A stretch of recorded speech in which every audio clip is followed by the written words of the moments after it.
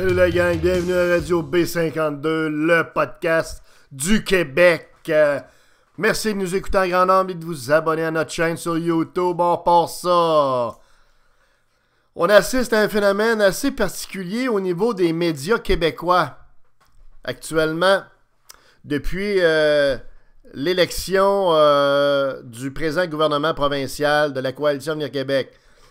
Effectivement, au niveau des médias, on constate une certaine déstabilisation, pour ne pas dire une certaine amertume, un certain déséquilibre qui est digne de mention. On va s'expliquer. Qu'est-ce qu'on veut dire? Pourquoi je dis ça? On jasait l'autre fois le crew, puis on dit « on va faire un podcast là-dessus parce qu'effectivement, c'est remarquable ce qu'on vous dit là. » Écoutez, depuis l'accession du nouveau gouvernement, on s'entend qu'on a une nouvelle façon de gouverner, beaucoup plus proche du peuple. Jusqu'ici, en tout cas, ça va bien.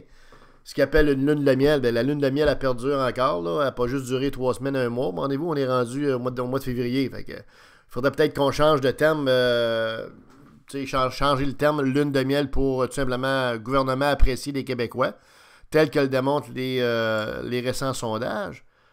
Mais ce qui est vraiment à la fois cocasse et triste et même fâchant, c'est de voir les médias écrits, les médias électroniques, OK, qui sont comme à la recherche de problèmes qui n'existent pas, qui sont à la recherche, de la bête noire, ou qui vont faire d'une petite nouvelle qui touche le gouvernement provincial une grosse nouvelle, essayer de gonfler la balloune. Tu sais, c'est incroyable. Vous savez, actuellement, là, les décisions qui ont été prises par le président du gouvernement sont dans l'ensemble très appréciées par les Québécois francophones qui ont élu ce gouvernement-là.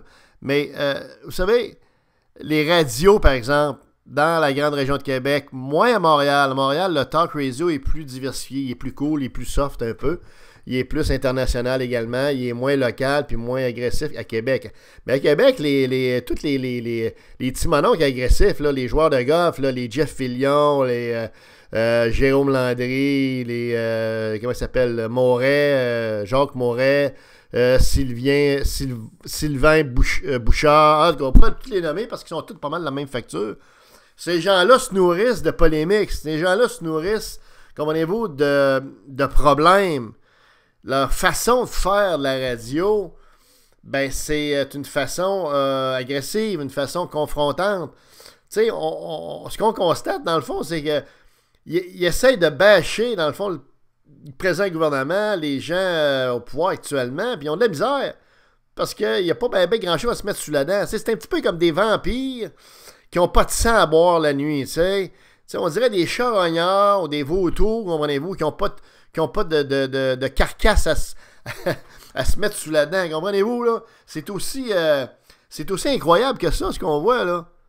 Écoutez, et ça nous fait voir que la radio, en tout cas, puis même les médias écrits, vous allez voir des commentateurs comme Michel David, dans le Journal de Québec, tous les commentateurs, les Ricky Martineau, la petite Madame Legault, etc., écoutez, ces gens-là ont de la misère à se mettre sous la dent des sujets qui sont controversés au niveau du gouvernement actuel, parce qu'il n'y en a pas.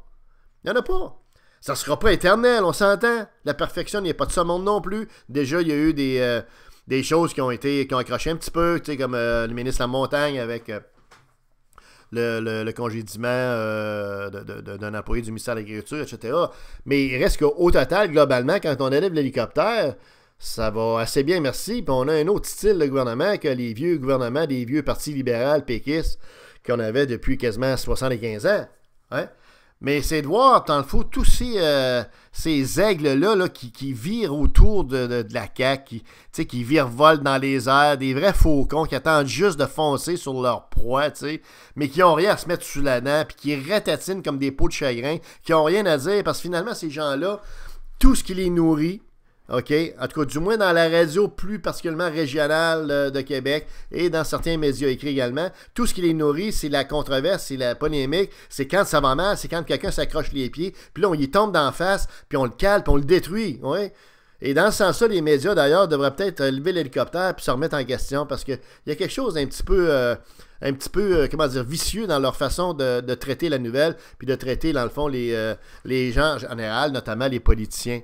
Mais actuellement, c'est absolument risible de voir comment est-ce que ces gens-là sont pris au dépourvu parce que là, ils peuvent plus chialer ben.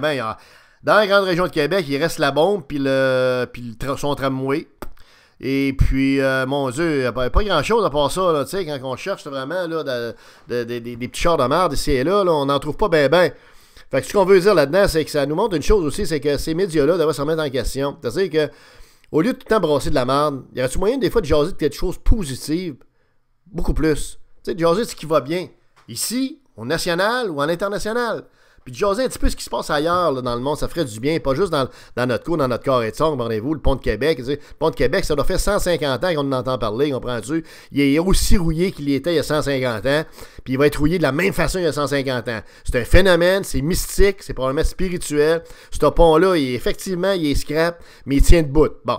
Fait qu'on peut pas jaser de ça quand vous à toutes les fois. Fait que tout ça pour vous dire en bout de ligne que les médias électroniques, les médias, la radio ici surtout, dans la grande région de Québec, c'est vraiment pauvre, c'est vraiment minable. C'est de foire, mais c'est drôle.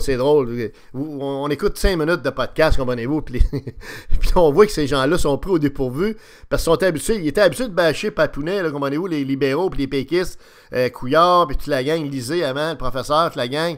Mais là, ils n'ont plus rien à se mettre sur la dent, comprenez-vous. C'est que là, la meilleure chose qu'ils peuvent faire, de toute façon, ils ont la plus belle job au monde. Les gars, faites-vous-en pas. On pense aux animateurs de radio, là. Vous avez 5 mois de vacances. Comprenez-vous, t'as fait encore une couple de mois, vous allez partir 3-4 mois en vacances. Un mois pendant les vacances de Noël. Un autre petit 2 semaines pendant les semaines de relâche, ou plutôt de paresse des professeurs. Bref. Faites-vous-en pas, et boys, vous travaillez quasiment 6 mois par année maintenant, fait que t'as fait, là, les vacances les vacances s'en viennent. Mais en attendant, félicitations au présent gouvernement qui déstabilise des médias qui méritent pas mieux que ça.